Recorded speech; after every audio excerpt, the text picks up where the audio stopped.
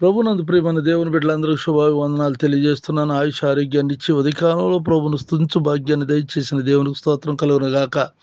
యెహోవా ఆలోచన సదాకాలము నిలుచును, ఆయన సంకల్పములు తరతరములకు ఉండును. కీర్తన 33:11.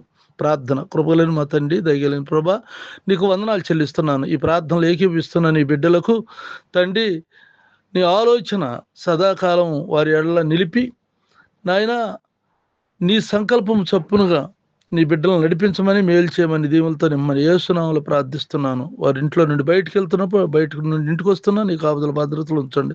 చదువుల్లోను, వ్యాపారం, వ్యవసాయం, ఉద్యోగాల్లోనూ నువ్వు తోడుగా ఉండండి ప్రభువా.